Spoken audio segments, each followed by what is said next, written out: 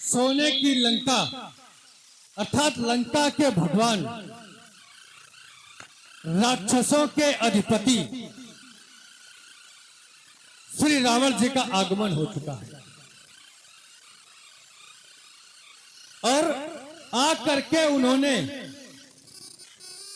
अपनी एक बात कही। आप लोगों ने देखा और सुना भी कि श्री रावण जी के द्वारा पहले जनक जी से मिलना, मिलकर उन्हें संतुष्ट करना, संतुष्ट करने के पश्चात जनक जी के द्वारा लिए गए, जनक जी के द्वारा लिए गए निर्णय पर अपने विचार व्यक्त करना। अरे विचार ही नहीं अपितु राजा जनक पर ही सीधे सीधे आक्षेप लगा देना। जनक जी के ऊपर ही आक्षेप लगा दिया गया कि जनक अहम के वशीभूत है। उनके कहने का तात्पर्य यह है कि जनक यहाँ अहम के वशीभूत हैं। चले चलते हैं, मिलते हैं। पहले तो उनका स्वागत करते हैं, फिर उनका वंदन करते हैं। वंदन क्यों करते हैं? क्योंकि उत्तम कुल के हैं, कुलस्थ के नाती हैं, अर्थात ब्राह्मण हैं।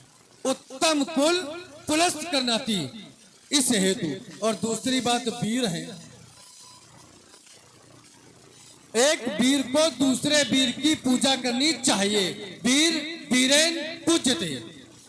इसलिए चलते हैं, मिलते हैं। श्री रावण जी ये बलसुत बाण, बलसुत ही नहीं अपितु पूरा परिचय। ब्रह्मा से मरीच, मरीच से कश्यप, कश्यप से हिरण्याकश्यप, हिरण्याकश्यप से प्रहलाद, प्रहलाद से बैरोचन, बैरोचन से दैत्येंद्र दानवीर बलि, और बलि के 100 पुत्रों में ज्येष्ठ ये बाण मिथिला में आपका स्वागत करता है। ब्राह्मण है, इस हेतु आपके श्री चरणों में प्रणाम करता है, स्वीकार कर।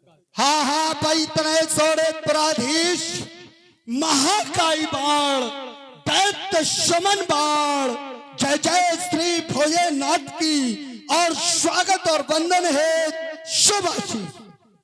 श्रीमान जी कहे आपके द्वारा अहम एक बात लाई गई। अहम कि हाँ प्रभुता पाए काय मद नहीं। हाँ आपकी बात तो सही है, स्वीकार करता हूं कि प्रभुता काय पाए काय मद नहीं। जिसे प्रभुता मिल जाती है उसे मद आ जाता है, अर्थात अहम आ जाता है। अहम, किंतु ये सबके लिए नहीं है। सब जिनको कुछ हजम नहीं होता, यश हजम नहीं होता, यश मिल जाता है, कीर्ति मिल जाती है, इस हेतु उन्हें नहीं पसंद आता है। यहाँ राजा जनक को प्रभुता क्या मिली? सो उनकी 21 पीढ़ी अर्थात निम्न के समय से, निम्न के समय से सारे राजा जनक कहलाए। मिथ के समय से, राजा मिथ के समय से सारे राजा जनक कहलाए, सबको जनक कहलाए। यहाँ कोई एक व्यक्ति को प्रभुता नहीं मिली कि केवल जनक कि केवल सीरत ध्वज को प्रभुता मिली हो। इस पीढ़ी के सारे राजाओं को प्रभुता मिली, निम्न को प्रभुता मिली, मिथ को प्रभुता मिली, उदाउस को प्रभुता मिली, हास्यश्रवा को प्रभुता मिली, सबको प्रभुता मिली। क्या प्रभुता पीढ़ियों से चली आ रही है। यहाँ जनक को कोई विशेष नहीं मिला। हाँ यदि यहाँ किसी को विशेष मिला है वो है श्रीमान जी आप। आपको प्रभुता मिली है। आपके पिता ब्राह्मण ऋषि और आप बने आके राजा। वो भी कैसे राजा? सोने की लंका के राजा बने। तो प्रभुता किसे मिली? श्री रावण जी को प्रभुता मिली है। और इसी प्रभुता के वशीभूत होकर के रावण जी ने पुत्री के विवाह में विघटन डालने का प्रयास किया है। इसी प्रभुता में अल्प विराम चाहता हूं आगे की बात। बोले कि प्रभुता तो राजा के वंश में सभी को मिली, लेकिन अहंकार किसी को नहीं। तुम्हारी बात एकदम सत्य है। जनक से पूर्व जिन जिनको प्रभुता मिली उन्हें अहंकार नहीं, लेकिन जनक को अहंकार है। तुमने कहा कि तब से अब तक सभी को जनक कहा गया, इनमें कौन सा इनको विशेष मिला? कोई विशेष आपको मिला है क्या? विशेष कोई आप ब्राह्मण थे और आज आप सोने की लंका के राजा हैं, तो प्रभुता आपको प्राप्त है। क्या भी श्रीमान जी सब विशेष? इसीलिए कहा था कि प्रभुता के मद में मदान थे राजा जनक। विशेष क्या? ये अधिवेशन विशेष एक बात, राजा जनक की पुत्री, ऐसी पुत्री निमिवंत को छोड़ो, विश्व इतिहास में किसी को प्राप्त नहीं।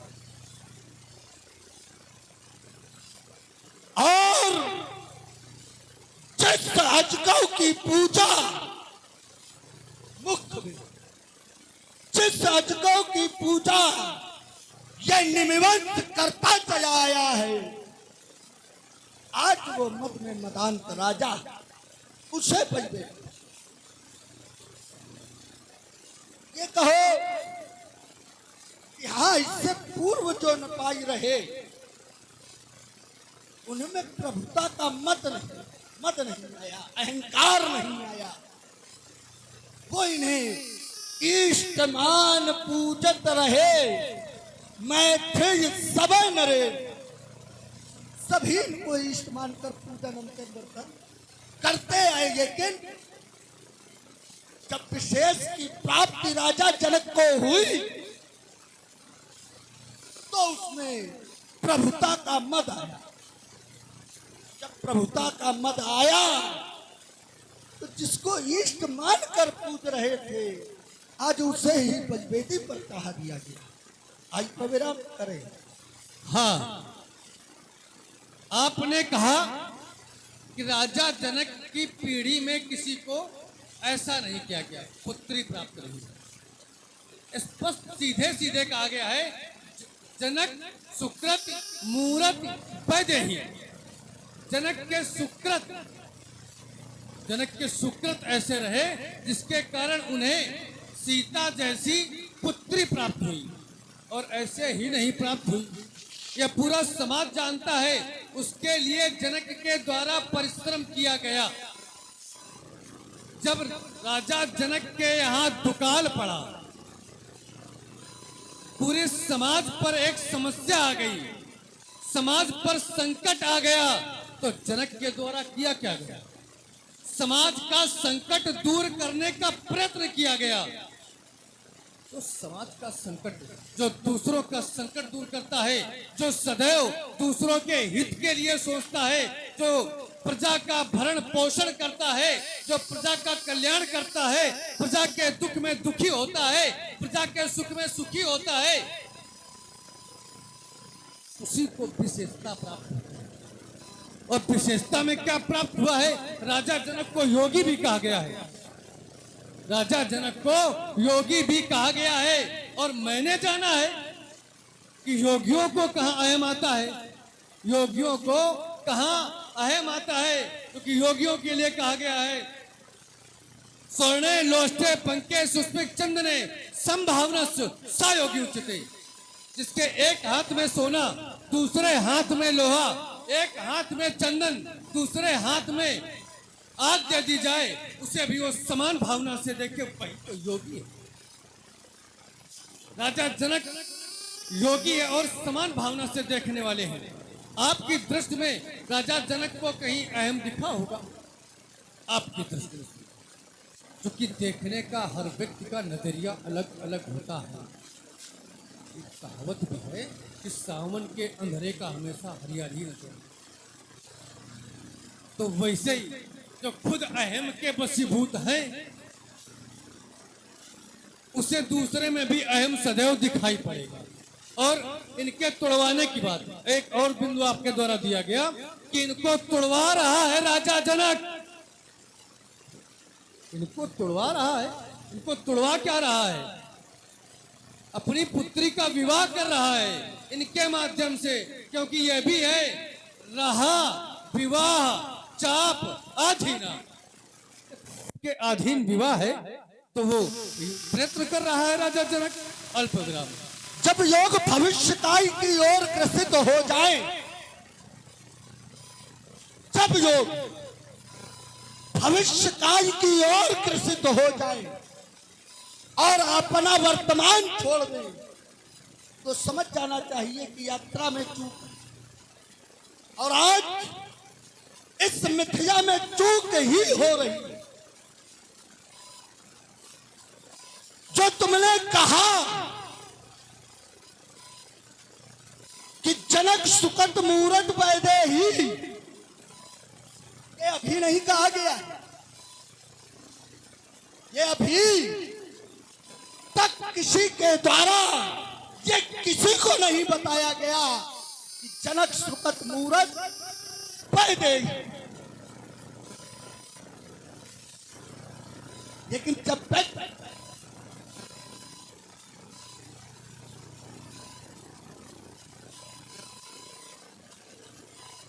लेकिन जब व्यक्ति कोई यात्रा के दौरान चूक होने लगती है, तो वो भविष्य की ओर ग्रसित होती है। आज वही तुमने एक और बहुत अच्छी बात कही, बोले योगियों को कभी अभिमान नहीं आता। योगियों को कभी अभिमान नहीं आता।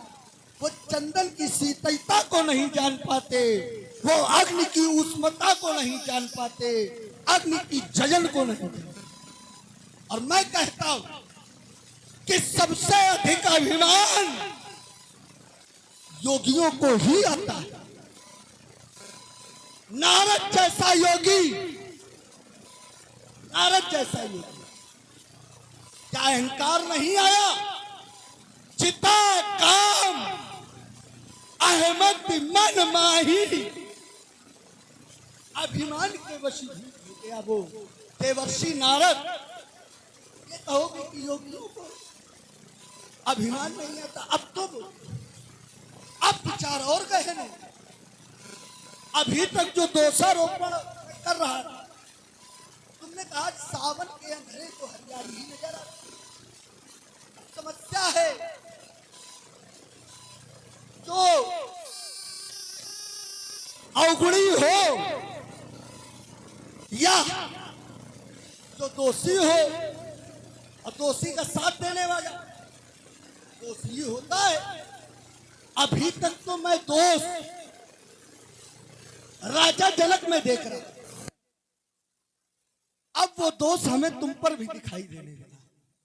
तो कहने पर विवश कि मैं किसे दोषी कहूं, तुम्हें या उस नफरत जनक को जिसने ये चूक की।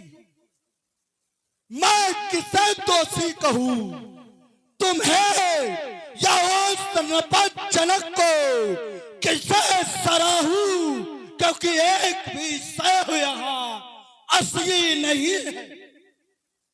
धारण किए सैव चिन्ह मस्तक पर आस्था शिव धनुष से नहीं है। चीखने को याग चीखे ये प्रजा, चीखने को याग चीखे ये प्रजा, पर राजा जनक आज हटका पर अड़े हैं।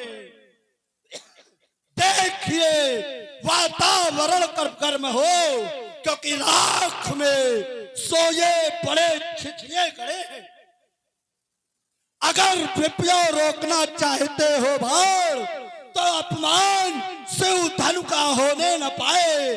ज्वालामुखी फटने से पहले ये प्रण पूरा होने न पाए। मैं तय हूं, मैं सैव हूं, मुझे सैवंत की सीख मत दो। इस अजगरों के सामने इसके प्राणों की भीख मत दो। मैं इस जग को जयंत दिखाना जानता हूँ, उस अंबर को एक धरण में लाना जानता। अभिमान प्रत्यक्ष दिख रहा है ही नहीं, आप लोगों को दिख भी रहा है। यदि कहीं पर चर्चा हो रही है, एक मेरे ऊपर दोष लगाया गया कि मैं भविष्य की बात कर रहा हूं। यदि कोई बिंदु है, कोई बात है और समाज को देनी है या बतानी है, इसी से बताया जा रहा है इसको। और भविष्य की बात, क्या अब तक सीता उत्पन्न नहीं हुई? उत्पन्न हुई। क्यों उत्पन्न हुई, ये कब कहा गया, ये इसका वो नहीं है कि ये कब कहा गया, ये है कि सीता कैसे उत्पन्न हुई। सीता उत्पन्न होने का कारण यदि किसी ने बाद में कहा, जैसे यदि यहाँ पर कोई चर्चा, कोई बात हो जाए और वो बात चर्चा में ना आए, वो बात चर्चा में ना आए और बहुत समय बाद कोई कह दे कि उनके साथ तो ये हुआ था, तो क्या ये कहा जाएगा कि ये भविष्य की बात है? क्या ये भविष्य की बात है? तो यदि चर्चा है तो चर्चा को समुचित तरीके से देना ही ज्यादा अच्छा है। संवाद को संवाद रहने दिया जाता है। संवाद का तात्पर्य होता है समान, जब वाद विवाद होता है, वाद होता है, तब वहां संवाद होता है। जब समान वार्ता हो, समान वाद हो, तब वहां पर संवाद होता है। और यहाँ अहम का वस्तु, इसको यही छोड़ो नहीं, जितना आपने दिया है। अब आप शांत रहो, मैं शांति से सुन रहा था। मैंने आपकी पूरी वार्ता को शांति से सुना। फिर आपने उसके बाद एक बात और कही कि धारण किए हैं शैव चिन्ह, धारण किए हैं शैव चिन्ह, और शिव पर ही आस्था नहीं है। हमने शैव चिन्ह धारण किया है, श्रीमान जी आपने शैव चिन्ह धारण किया है, तो इसका तात्पर्य यह है कि हम भी शैव हैं, आप भी शैव हैं। और जिसने शैव चिन्ह धारण नहीं किया है वो भी शैव है, और जिसने वैष्णव चिन्ह धारण नहीं किया है वो वैष्णव है। जैसे भगवान विष्णु के मस्तक पर वैष्णव चिन्ह है, वैष्णव तिलक लगाते हैं, तो क्या वो शैव नहीं है? वो शिव की पूजा करते हैं, विष्णु जी शिव की पूजा करते हैं और चिन्ह वैष्णव है। भगवान शंकर मस्तक पर त्रिपुट धारण करते हैं, अर्थात शैव चिन्ह धारण करते हैं, तो क्या वो शैव है? ना, वो वैष्णव है। वैष्णव नाम शिवा। भगवान शंकर शिव की पूजा करते हैं, उन्हें वैष्णव कहा जाता है, और विष्णु जी शिव की पूजा करते हैं, उन्हें शैव कहा जाता है। तो ये चिन्ह धारण करने का कोई तात्पर्य नहीं, इससे कोई प्रतीकात्मक नहीं बनता है। और हाँ, धारण तो आपने भी शैव चिन्ह किया हुआ है, शैव चिन्ह आपके द्वारा धारण किया गया है, फिर उस शिव का अपमान क्यों? तो कहीं कैलाश पुनि लीने जाए उठाए, मनो तौल निज पाव पर चढ़ा दिख सुख पाए। शैव चिन्ह धारण करने के बाद में भगवान शंकर का कैलाश उठा दिया जाके, ये क्या था? ये अहम के वशीभूत नहीं है, ये उनका अपमान करना नहीं है। अरे पर उपदेश कुशल बहुतेरे, लोग उपदेश तो बहुत देते हैं, लेकिन उनका यदि किंचित मत धारण करते होते तो ये सृष्टि का कल्याण हो जाता। अब अल्प विराम। अब समस्या ये है कि व्यक्ति सुन करके भी सुनना नहीं चाहता, और फिर कहता है कि संवाद में विवाद ना हो। मैंने कहा था कि तुम शैव हो, आस्था शिव धन पर नहीं है। ये नहीं कहा था कि आस्था शिव पर नहीं है, लेकिन समस्या है कि हमें सुनना नहीं, समस्या ये खड़ी हो चुकी है कि हमें बोलना है, हम सुनेंगे नहीं। मैंने कहा था कि आस्था शिव धन पर नहीं है, ये कहा था कि शिव पर नहीं है। कान खोलो, सुनो कि कहा क्या जा रहा है, तब उत्तर करो। कह रहे हो कि भविष्य की अगर कोई बात, हमने इसलिए कहा था कि योग भविष्य काल की ओर जब अग्रसित हो जाते हैं तो वर्तमान छोड़ देते हैं, इसलिए नहीं कहा था। अगर ये कहोगे कि सीता आज जन्मी है, ये भविष्य में ये बात कही गई, तुम ये कह रहे हो, तब तो भगवान शंकर ने सारी कथा काकभुसुंडी के द्वारा भगवान शंकर को सुनाई गई। तब तो तुम्हें और हमें यह भी पता है कि ये टूटेंगे और किसके द्वारा टूटेंगे। तुम्हें और हमें यह भी पता है कि भविष्य में क्या क्या घटनाएं होंगी। इसका अर्थ ये नहीं है जो भविष्य है, यदि उसे भविष्य नहीं रखा जाए ए मिलन अंदर आ, तो वर्तमान का धरातल छूट जाएगा। और आज हम जहां खड़े हैं, चर्चा वहां की, उससे पूर्व की। अगर ये कहोगे तो मैया सती का मरने का कारण ही झूठ का बोलना। झूठ कब बोला मैया सती ने? जब वो दो राजकुमार अपनी पत्नी के साथ वनगमन में थे, तब कहा कछु न परीक्षा हीन गोसाई, यदि आप उस भविष्य की चर्चा कर देंगे तो फिर इस यीया का अस्तित्व समाप्त हो जाएगा। इसलिए कहा था भविष्य काल की ओर प्रवेश न करो तो ज्यादा अच्छा है। देखो ये टूटेगा एक बार आज मिथ्या में, अंधकार में प्रिय मच जाएगा, ये धसेगा धराशान, ये नाचेगा महाराज, शांत और सिंध में उबाया जाएगा, ये पिशाचनी खप्पर आ जाए समय बाढ़ दे तवंश का भाग फूट जाएगा, ये खटका चंद्रहास मेरी तो शत्रुओं के रक्त का नायाब बह जाए। मैं आपकी धारा में तुरंत आता हूं, किंतु जो आपके द्वारा एक बिंदु दिया गया उस पर थोड़ी सी कि भविष्य की चर्चा। तो यदि भविष्य की चर्चा देखिए, ये मनवंतर कालांतर में होते रहते हैं।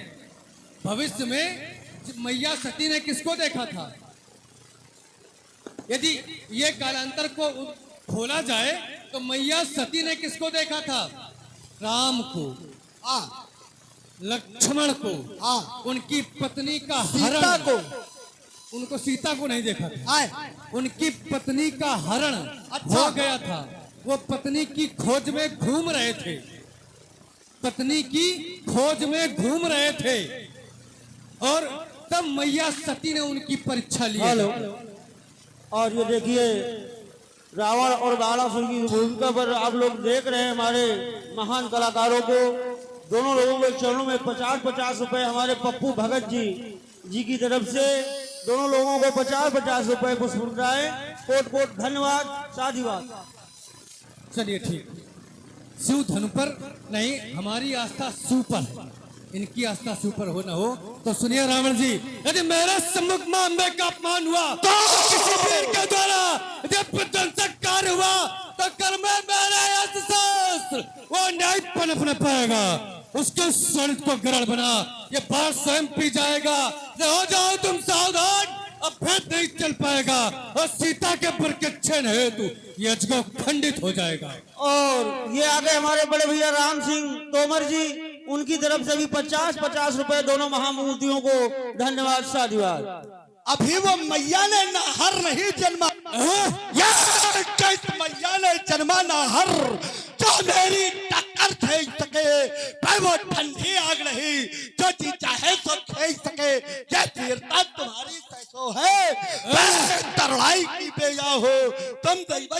निर्भय हो, मैं सक्षम स्वयं अकेला हो, पाड़ा सरडींग मारते हो, ये लड़की आंधी जब आवेगी ते तलवार एक क्षण में यमपुरी तुम्हें पहुंचावे।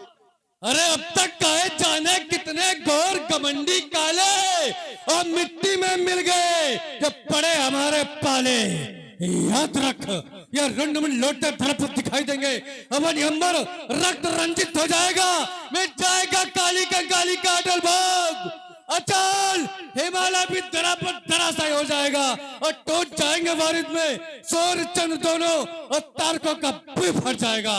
करता नहीं अब्बानी बर्बाद, वरना मेरे बाणों से दोस्त दशानन हो जाएगा। चलो ध्वस्त दशानन, ये सामर्थ्य में नहीं। ठीक तो देखो, ये कर चुको के प्रयोग तभी भभक उठे, ये तरजू तो शत्रुओं के सीने फट जाएंगे, ये मारू फुंकार तो ये फड़ेंद्र शेष फटने लगे, ये टक्कर के यगले से धरा जीव उप जाएंगे। जज कहे न संक हो गया मेरा हृदय, तो इस मिथिला से भागने के लिए पड़ जाएगा। चरमराए उठेंगे कच्चा पारा, आज जब वही रड़े तो पैर आगे को बढ़ाऊंगा। ये सुपट ढीले कठिले नरमुंडों की माला बनाकर शिव को बात पहनाऊंगा और कोपे की चंडे पीकर रुधिराज सोते मसानों के प्रेत जाग जाएंगे और तुम भी हो जाओगे काल के ग्रास लंका पते, मिथिला से भागने के लाले पर। चलो लखो, चलो लखो, देखो कौन वीर परवन जो उठाए चढ़ाए के तोड़े धनुष प्रचंड। लगाओ हाथ, क्या करोगे? फिर देखो सर उधर,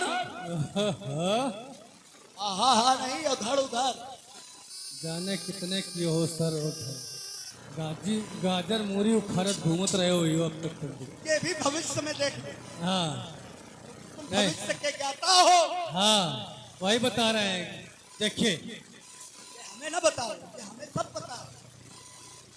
अच्छा हाँ तो एक बार बैठे हुए सभी भक्तजन देखिए, उच्च स्वरों में जय घोष करो, बोलो जगत को भगवान शंकर की, बोलो सौभाग्य सरकार की, योगेश्वर सरकार की हर हर महादेव। मिथिला रंगमंच के